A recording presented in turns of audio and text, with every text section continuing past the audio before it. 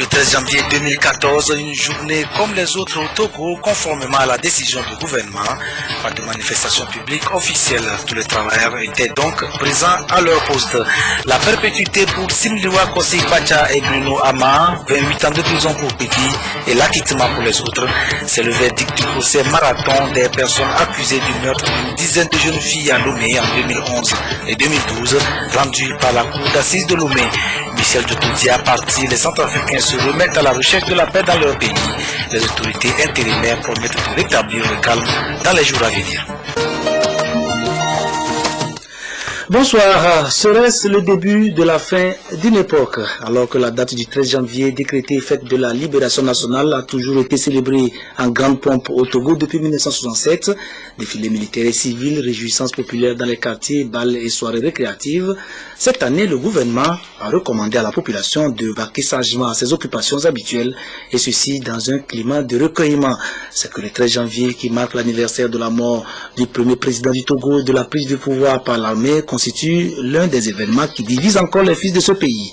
Beaucoup de voix se sont élevées ces dernières années pour suggérer que sa célébration soit revue afin de l'inscrire dans le processus de réconciliation initié par le chef de l'État. Ce lundi 13 janvier donc, tous les travailleurs étaient censés être à leur poste. Le ministre de la fonction publique et son collègue du travail, de l'emploi et de la sécurité sociale ont effectué aux premières heures de la journée une tournée dans les services administratifs pour s'en assurer. Voyons le reportage de Gérald Laboudou et Arnold Kiliou. Ce matin, le ministre de la fonction publique et son collègue du travail ont visité quelques ministères et services publics pour s'assurer que les agents de l'État ont répondu présents à leur poste. Depuis longtemps, le 13 janvier était considéré comme un jour férié, chômé et payé sur toute l'étendue du territoire. Et nous allons rappeler que dans le cadre de la consolidation, de la réconciliation et de l'apaisement prôné par le chef de l'État, aujourd'hui, 13 janvier est devenu un jour ouvrable, ordinaire comme tous les autres. Et donc, nous avons essayé de voir dans quelques ministères, est-ce que les gens, les fonctionnaires, les agents étaient au poste. Et nous avons le plaisir de constater que dans la plupart des ministères, la plupart des agents et des fonctionnaires étaient au poste. Nous avons été sincèrement satisfaits. Nous avons compris que nos compatriotes sont de vrais patriotes, qu'ils sont des citoyens mobilisés, qu'ils écoutent et suivent ce que le gouvernement leur dit et demande. Les structures que nous avons visitées, pour la plupart, ont eu leurs agents présents au poste. Et de façon générale, ceux qui n'ont pas pu être au poste, c'était ceux qui, pour une raison ou une autre, ne devraient pas venir au poste, non pas à cause du fait que ce jour est férié ou non. Donc notre satisfaction est grande. La journée du 13 janvier devient officiellement un jour ordinaire.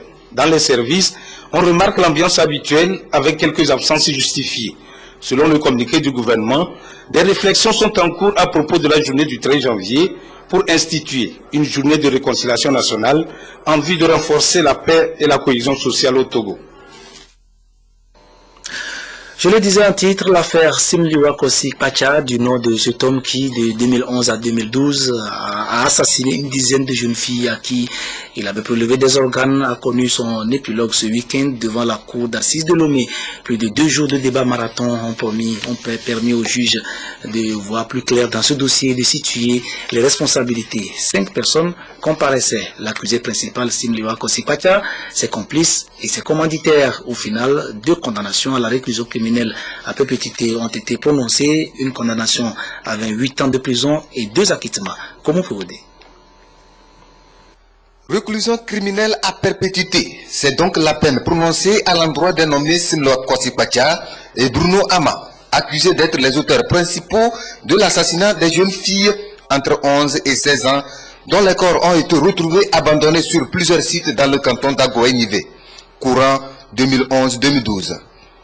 La cour d'assises, à travers son président, en a ainsi décidé, après près de 48 heures de débat, mêlés d'interrogatoires à chacun des 5 présumés, des déclarations de témoignages et aussi des auditions des parents des victimes.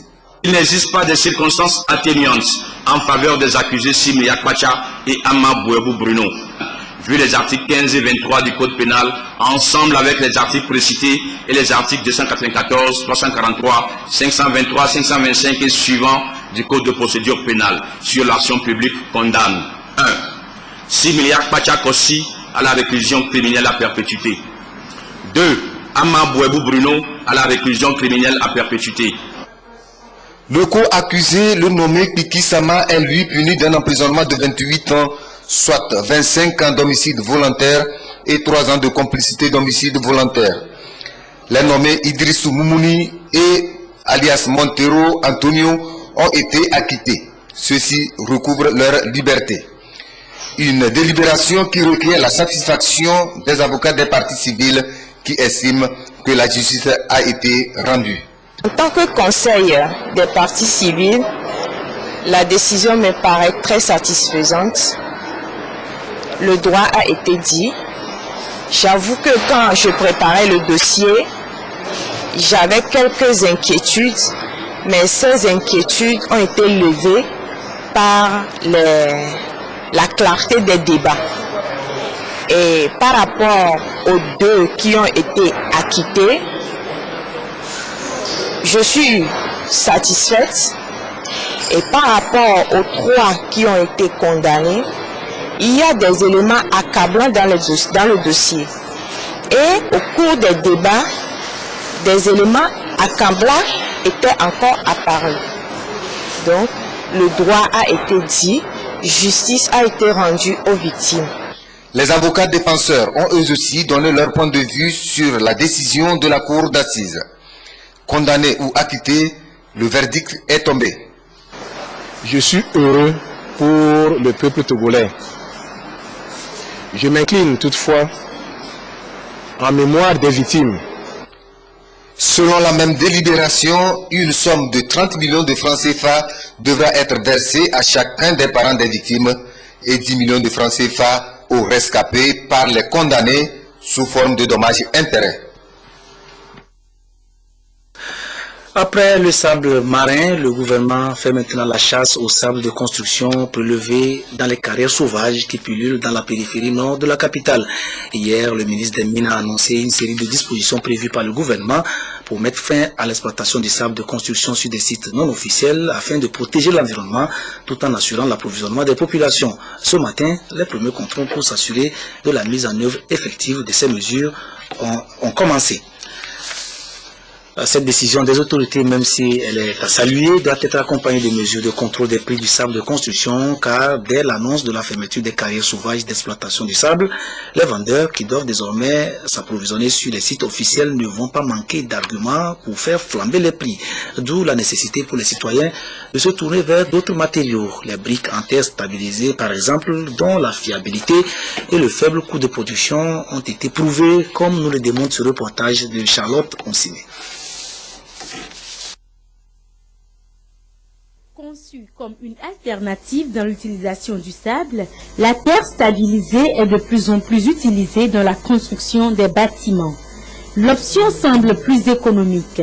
14 brouettes de sable rouge pour juste un paquet de ciment, contrairement au sable marin qui, pour la même quantité de ciment, absorbe 4 brouettes. Ce type de sable n'est souvent pas difficile à obtenir. Il est extrait de terre sous forme de matériaux de récupération, surtout des fosses ou des fondations d'immeubles. Le premier avantage, c'est qu'on peut trouver la terre sur place. C'est des matériaux, donc, comme on le trouve sur place, qui ont l'avantage d'être moins chers. 1 mètre carré de mur construit en terre stabilisée est moins cher qu'un mètre carré construit avec des parpaings finis, des murs finis. La terre stabilisée, c'est d'isolant thermique. C'est-à-dire, quand vous avez une température à l'extérieur, vous avez une autre température à l'intérieur. C'est-à-dire, ça garde, ça ne transmet pas, ça ne sert pas de conducteur pour la chaleur. Vous n'avez pas besoin chaque année de repeindre, tous les 2 ans, de repeindre votre maison. À partir de 80 cm après la terre, la couche arable, on obtient la bonne terre. Ça doit renfermer de limon, de l'argile et du sable. Et bon, le test le plus courant qu'on fait, on produit quelques briques de toit et on l'immerge après 3 jours d'âge dans l'eau pour 72 heures. Si ça ne se frite pas, la terre est bonne. Après le tamisage, on mesure avec des brouettes pour faire les différents types de dosage qu'on voudrait faire, suivant les ouvrages qu'on va réaliser avec les briques. Donc à partir du mélange ici, avec le ciment, on ne distingue que la terre sec, on distingue que la terre mouillée. Et avec une quantité bien mesurée, on met la terre dans le moule.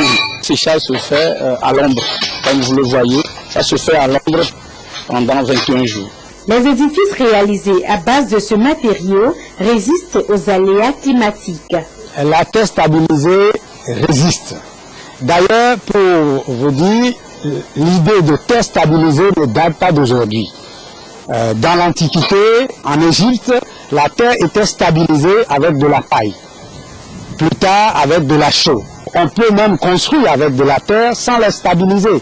On le cuit, par exemple, au feu, et de la terre cuite, comme notre cathédrale, notre belle cathédrale de Lomé. Ça a la même qualité que la terre stabilisée. Ça résiste au temps. Ça fait 21 ans maintenant qu'on est engagé dans la construction en terre.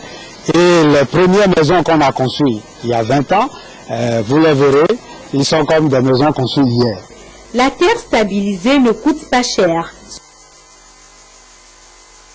La terre stabilisée ne coûte pas cher. Charles Consimé qui finira son reportage pour nos prochaines éditions. En attendant, on en reste là. 4 jours après la démission du président de transition, Michel Boutoudia, les Centrafricains tentent péniblement de tourner cette page sombre de l'histoire de leur pays et retrouver leur cohésion.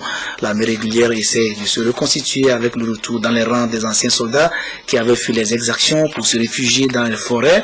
Les autorités intérimaires, quant à elles, multiplient les appels au calme tout en menaçant de réprimer les récalcitrants. Mais il faut plus que des discours pour ramener le calme dans un pays où l'esprit de vengeance domine les relations intercommunautaires. Dans la cour de l'état-major de la gendarmerie, les soldats sont au garde à vous. Certains en tenue militaire, mais beaucoup en civil. Par centaines, ces soldats de l'armée régulière sont sortis de la clandestinité.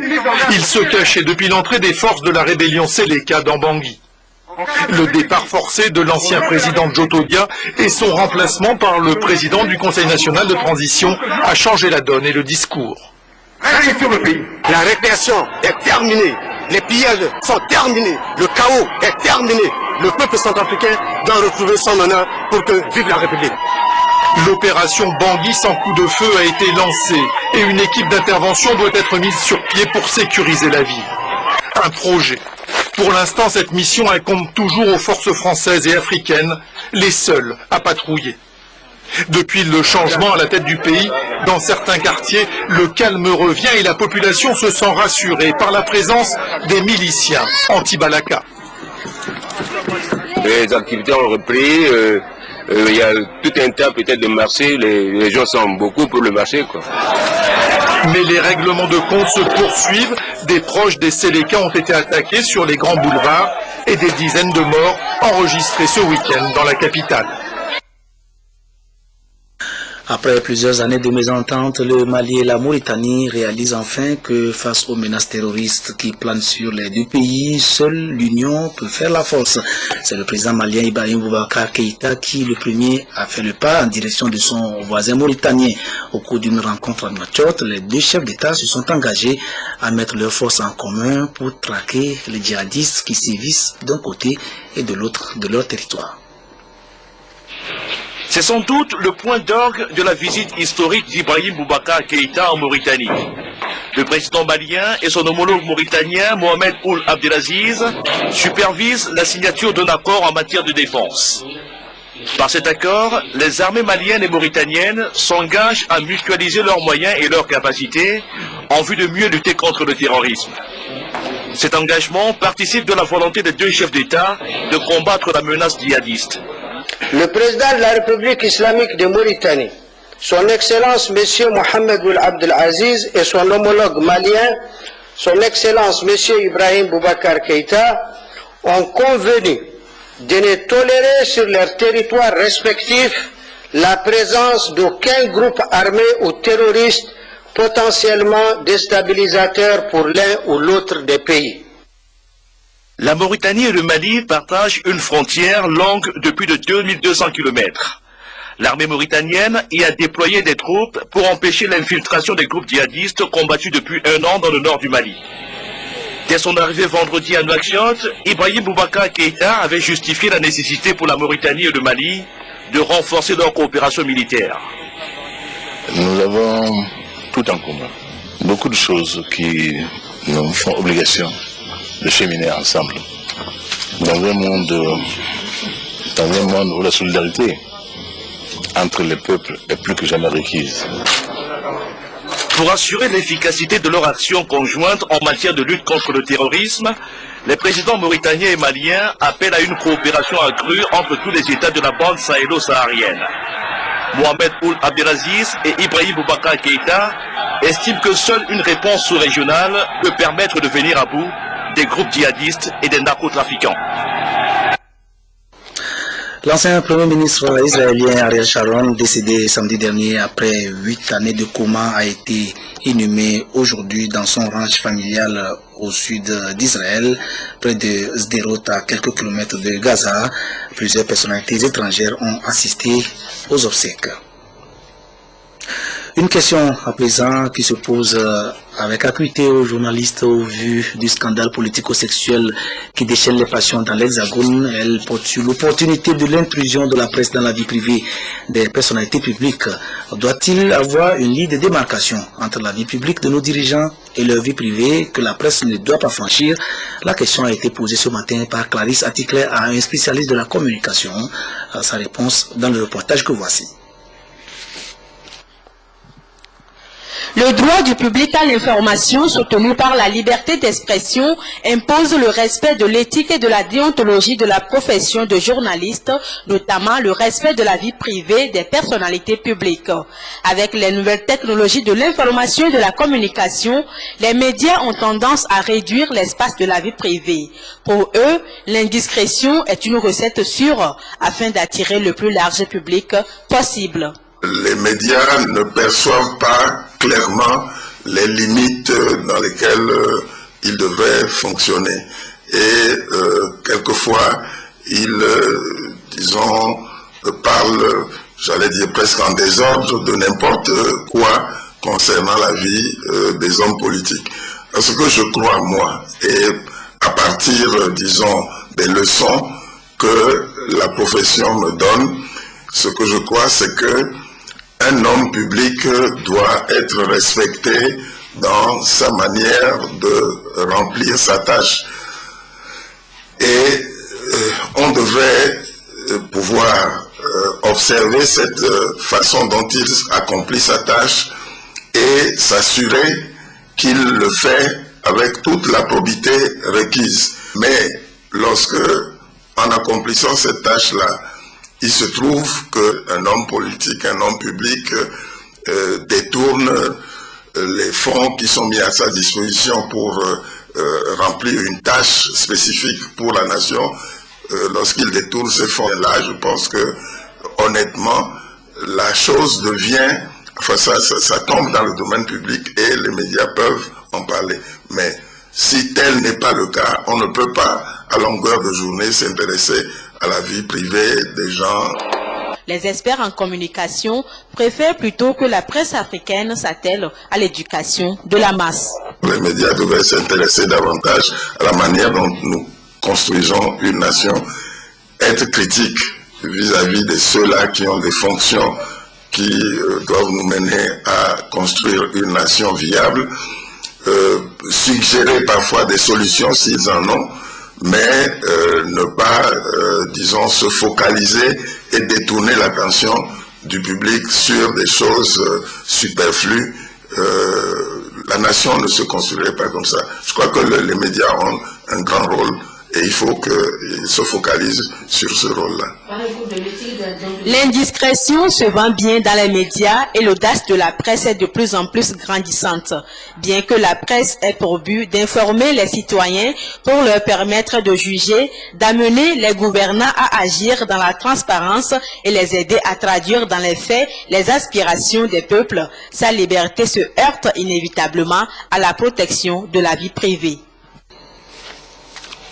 6 mois après sa débâcle aux élections législatives, le parti politique Cercle des leaders émergents reprend du poil de la bête, plus que jamais déterminé à participer à la bataille démocratique. Les dirigeants de ce jeune parti politique ont effectué leur première sortie officielle de l'année hier à travers une conférence de presse au cours de laquelle ils ont d'abord présenté leurs vœux de nouvel an à la population avant de dévoiler leur programme d'action pour les mois à venir. Compte rendu Robert Potogbe, Rachel Aokou. Le cercle des leaders émergents clés effectue sa première sortie médiatique de l'année. Échange de vœux entre les premiers responsables et les représentants des cellules de la préfecture du Golfe, puis débat sur l'agenda du parti pour le compte de cette année 2014. Nous allons poursuivre l'implantation de notre parti dans toutes les localités. Nous avons déjà commencé, nous allons le poursuivre. Ensuite, 2015, c'est une année d'échéance électorale. Nous pensons que l'année 2014 sera une année de préparation. Clé va se préparer aussi aux échéances électorales à venir. Et bien sûr, pendant que nous faisons cela, nous allons aussi participer à tout débat d'intérêt national. Parce que nous sommes un parti politique, nous aussi nous avons nos valeurs, nous avons notre vision des choses, nous les partagerons au fur et à mesure. Et nous ferons aussi des séminaires de formation civique à l'intention de nos militants et de tous les Togolais. Après les expériences tirées de sa participation aux législatives de juillet 2013, le cercle des leaders émergents affûte ses armes pour les élections locales à venir. La BIA Togo, agence de Kara, change de cadre. C'est un bâtiment flambant neuf construit en plein centre-ville qui abrite désormais cette agence. Il s'agit pour les responsables de cette banque de mettre leurs clients à l'aise et leur personnel dans les meilleures conditions de travail. Nestor Mouzo. L'édifice, magnifiquement décoré, est celui de la Banque internationale pour l'Afrique, BIA Togo, agence de Kara. Cette nouvelle agence a été bâtie dans le même périmètre que l'ancienne, tout près de l'ancien grand marché de Kara. La nouvelle agence vient d'être ouverte. Elle est plus spacieuse et confortable et offre toute une gamme de services. La BIA avait la vocation d'être une banque de corporate, c'est-à-dire une banque qui privilégie les gros clients. Mais actuellement, la BIA est en train d'étendre son activité vers une clientèle de détail. Donc, dans notre portefeuille actuellement, on s'intéressera beaucoup plus à la clientèle des PME et PMI et à la clientèle des particuliers. Nous ferons du crédit bail, nous ferons du lease back et nous ferons un produit qu'on ne faisait pas avant, c'est-à-dire les opérations internationales à terme. Et bon, dans la région de la Kara, nous avons l'intention de proposer des concours appropriés aux agriculteurs. Tout ceci se fera grâce au renforcement dont bénéficie la banque. Dans son programme de privatisation, l'État togolais a cédé une part du capital social de la BIA Togo à Attijari Wafa Bank, une banque de renommée internationale. Avec 55% du capital, le groupe marocain est le premier actionnaire de la BIA Togo. La BIA Togo qui dispose ainsi d'une base solide pour se battre à armes égales avec les autres concurrents de la place. L'arrivée du groupe Attijari Bank au Togo s'inscrit dans une politique générale. C'est une banque qui a une volonté aujourd'hui panafricaine. On a commencé notre implantation d'abord au Maghreb, après on s'est intéressé au Sénégal, au Mali, et puis bien entendu donc sur des pays comme le Cameroun, la Côte d'Ivoire, le Gabon. Et le Togo a toujours intéressé le groupe parce que c'est une porte d'entrée d'abord pour toute la région. C'est un pays en voie de développement, il connaît des taux de croissance intéressants. C'est pratiquement 5% de taux de croissance du PIB chaque année. C'est un des pays où l'inflation est maîtrisée. C'est aussi un pays où aujourd'hui la volonté de transparence, de développement est manifestée à travers donc, les instructions et à travers aussi les directives de la présidence. Et aussi parce qu'il y a des excellentes relations entre le Royaume du Maroc et l'État du Togo. À la cérémonie d'inauguration de la nouvelle agence de Kara de la BIA Togo, le représentant du ministre de l'économie et des finances, Badawa Sonyaro, s'est félicité du partenariat entre cette banque et le groupe Attijari Wafa Bank. Un exemple de coopération sud-sud tournée vers la recherche de l'excellence et destiné à soutenir les économies togolaises et marocaines.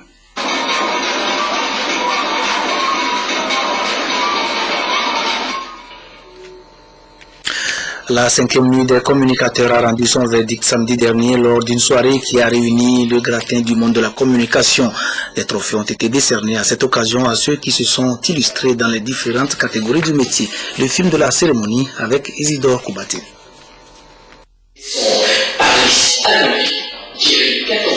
Devenue depuis 4 ans une tradition, la nuit des communicateurs, la 5e édition a une fois encore tenu toutes ses promesses. Une soirée pour récompenser ou même encourager les communicateurs, toutes catégories confondues. L'édition 5 de cette nuit consacrée aux hommes et femmes de médias a fait 12 catégories de nominés, dont 9 dans les médias et 3 dans les agences de communication. C'est fier pour la reconnaissance du travail. C'est pas pour autant que les autres ne méritent pas, mais bon, je suis contente pour nous tous. Et spécialement, je tiens quand même à dire que ce trophée, je le dédie au producteur de l'émission qui a récompensé à travers ma personne. Je le dédie à Feu Yao Dogan. Je suis content et je ne peux que remercier tous ceux qui ont cru en moi, tous ceux qui m'ont voté, et surtout que le vote avait un coût, ce n'était pas un vote gratuit, mais si les gens se sont mis sur eux réellement pour porter leur choix sur moi, je ne peux que leur remercier. Après 365 jours de travail, fallait se relâcher un peu, mais à travers des récompenses, pour certains qui le méritaient, et bien sûr d'autres qui ne l'ont pas eu, le méritent aussi. Donc la passion continue, le plaisir de travailler continue. C'est pas parce qu'on n'a pas le prix qu'on ne le mérite pas.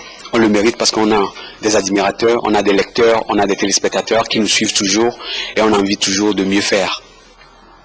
Anita Atigakou de la télévision togolaise a été sacrée meilleure présentatrice du journal télévisé. Les catégories ayant fait l'objet de vote du public sont entre autres meilleurs journaux en ligne, meilleur spot audiovisuel, meilleure voix pub, meilleur présentateur de débat télé. Le prix honorifique est allé à la société Togo Cellulaire. Les hommes et femmes de médias sont donc appelés à plus d'abnégation pour d'autres récompenses lors de la 6e édition en 2015. Trois années consécutives, donc la TVT rafle le prix de la meilleure présentation du journal télévisé. En football, le plus prestigieux trophée du monde est allé cette année à Cristiano Ronaldo. Le joueur portugais vient en effet d'être désigné Ballon d'Or 2013. Pelé était présent à la cérémonie, Zinedine Zidane aussi, et la star du foot qui n'a pas pu retenir ses larmes durant la cérémonie au moment où il a été proclamé meilleur joueur de l'année 2013. Et Franck Ribéry, que vous avez vu, longtemps donné favori de ce Ballon d'Or, qui vient en deuxième position devant l'Argentin Lionel Messi. Plus de foot et de sport dans le magazine des sports de tout à l'heure avec Alfred Kolani et son équipe. Musique, avec ce triple exploit de l'artiste togolais de la chanson Bill Nandaba, le chanteur polyglotte, vient de sortir simultanément 3 albums dont il a fait la dédicace hier dans les studios de Radio Lomé. Dans ses opus, l'artiste fait la promotion de sa culture d'origine, mais aussi d'autres ethnies togolaises, africaines et même chinoises. Reportage, Gérard Lagoudou, Nathalie Panegui. C'est en direct depuis les studios de la station du plaisir Radio Lomé que Bill Nandaba a procédé à la dédicace officielle de ses 3 nouveaux albums. Bill en danse, Naudum Show, puis Bill est partout. C'est l'occasion de demander au public togolais d'être suffisamment réceptif au message que véhiculent mes chansons. Et je ne sais pas chanter, mais j'espère que entre 34, le public trouvera au moins un morceau qui puisse rimer avec son plaisir. Bill Reda Corneille, alias Bill Nandaba, est originaire de Namtougou dans la préfecture de Doufelgou. Ces 3 albums sont essentiellement composés en Ewe, Kabié, Aoussa Moba, Kotokoli, Ifé chinois, français et bien d'autres encore. Jusque-là insatiable, il s'affirme aussi en poésie, en art théâtral et surtout en comédie.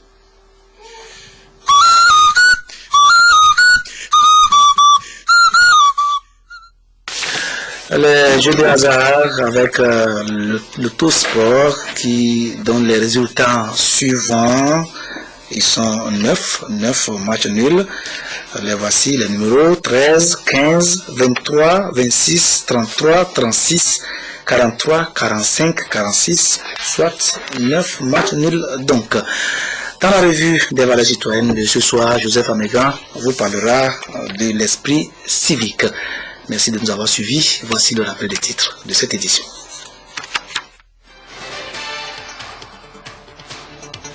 Le 13 janvier 2015.